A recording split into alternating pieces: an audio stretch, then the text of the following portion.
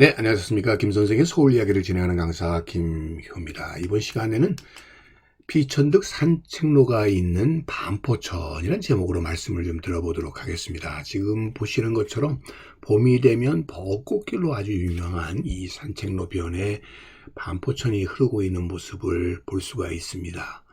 자, 주변은 이렇게 도시화된, 그리고 그 반포천 위로 복개된 도로가 지나고 있는 곳에 이렇게 실개천과 같은 반포천이 흐르고 있는데요.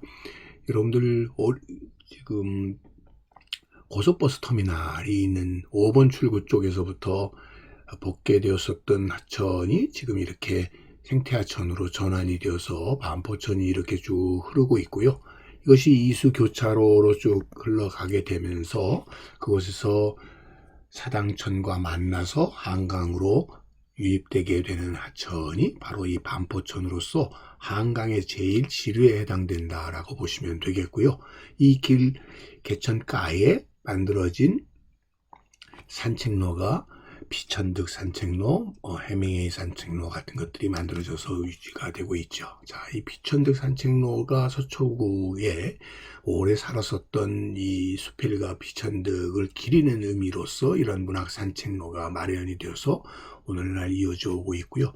또 이수교차로 부분에서는 해밍웨이 길과 이렇게 만나도록 되어 있다라고 보시면 되겠습니다. 자, 이처럼 서초 지역은 북쪽으로는 한강을 끼고 있고 남쪽으로는 청계산, 우면산 이렇게 자리를 잡고 있을 뿐만 아니라 이 양재천, 반포천, 동작천이 바로 이 청계 우면산 지역에서 발원을 해서 흘러내림으로써 산과 물이 잘 갖추어져 있는 지역이 바로 지금의 서초구 지역이라고 보시면 되겠습니다.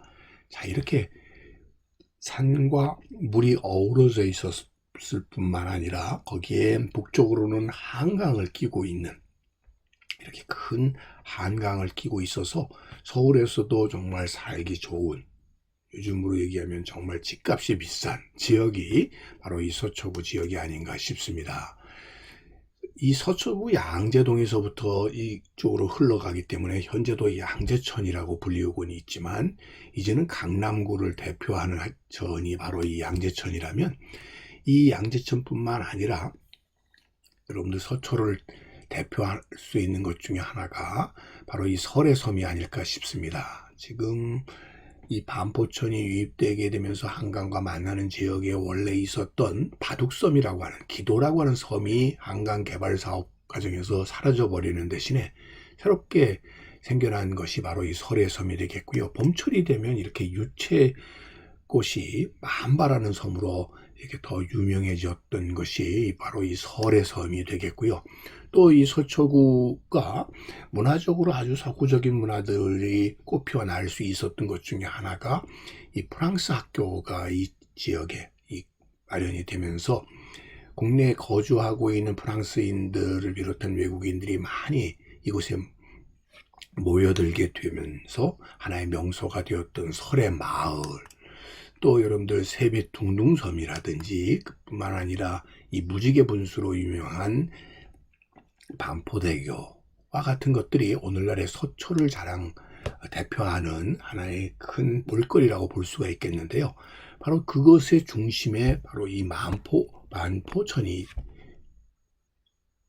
있다라고 보시면 되겠습니다. 이 지역을 원래 이 물이 서리서리 굽이쳐 흐른다고 해서 이 하천을 서리깨라고 이렇게 불러왔었던 것인데, 이것을 한자화하는 과정에서 이 서리개 반을 써서 반포라고도 불렸고, 오늘날은 이렇게 또 한자를 반포로 이렇게 바꿔 부르기도 했었지만, 어찌됐든 설이다, 이렇게 빙빙 이렇게 물이 흘러가면서 이렇게 물 한 개가 피어오르는 형국을 하고 있다라는 것이죠. 이렇게 자연 생태적으로도 정말 아름다웠었던 지역이라는 의미로 붙여졌었던 것이 서리깨였고, 그 서리깨가 오늘날 반포라는 명칭으로 남게 된 것도 바로 이 반포천으로부터 유래가 되었었다라고 보시면 되겠습니다. 1960년대 말에 영동지구 토지구획 정리가 이루어지게 되면서 이 반포천 하류 지역이 지금의 반포 주공 아파트 지역으로 바뀌어 버리게 되면서 오늘날의 모습은 아주 도시적인 현대도시의 모습으로 변화돼 버리게 되었고, 하천들이 복개되게 되면서 결국 원래 이 지역이 갖고 있었던 서리깨라고 하는 이런 풍광들이 사라져 버리게 되긴 했습니다만, 오늘날 이를 재현하기 위한 노력들이 벌어지게 되면서 결국 이 반포천 서리깨의 풍광이 되살아나고 있는 과정이 있다라고 보시면 되겠습니다. 실제로 지금 이 반포천의 일부가 복개되었었던 것이 이렇게 다시 되살아나고 있고요.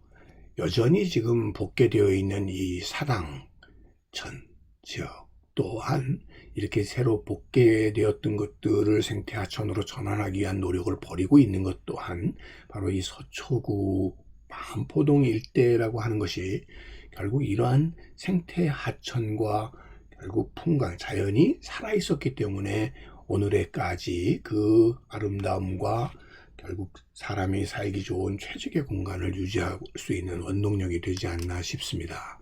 자, 이 지도를 찾아보게 되면 20세기 초반의 지도에서도 지금 보시는 이 물길이 바로 반포천으로 살아있었다는 걸 알 수가 있겠고요. 뿐만 아니라 지금 이렇게 이어지고 있는 이런 물길이 오늘날의 사당천의 모습을 확인해 볼 수가 있는 것이죠. 그래서 이 반포천의 지류로서 사당천이 이렇게 이수교차로 부근에서 만나서 한강으로 유입되었었다라는 것을 알 수가 있겠고요. 이렇게 반포천이 유입되는 지역에 모래섬들이 발달해 있었다라는 것을 여기서 이 지도에서 확인해 볼 수가 있겠습니다. 그래서 이 당시만 해도 한강이 홍수가 지게 되면 물에 잠겼었던 지역에 해당되었던 저지대 지역에 해당되었었던 곳에 상 반포리, 하 반포리 같은 것들이 행정구역으로 만들어지게 되었고, 그 사이에 반포천이 이렇게 한강으로 유입되고 있었음을 이 지도에서 확인해 볼 수가 있는 것이죠. 그 옆에 지금 동작리가 있는데 현재는 동작대교가 놓여져 있는 곳이 바로 이곳이 되겠죠. 자, 그래서 오늘날 서초구 지역의 중심을 이루고 있는 하천은 바로 이 반포천과 더불어 이것으로 만나서 한강으로 유입되는 사당천이 그 중심을 이루게 되었었다라고 보시면 되겠습니다. 자, 이 오늘날의 사당천은 일명 승방천으로 먼저 불려지게 되었었는데요. 현재는 총 연장 6.5km로 모두 복개가 돼서 하천의 기능 자체는 이미 상실해 버리게 되었습니다만, 오늘날 이 관악구 관악산 북쪽 기슭에서 발원을 해가지고 이 동작강으로 동지역으로 이렇게 흘러들던 사당천의 원래 이름은 이 승방천이었다는 것이죠. 그렇게 불렸었던 이유는 바로 이 상류 지역에 절이 승방이 자리 잡고 있었기 때문에 이렇게 승방천이라고 불려졌다라고 하고요.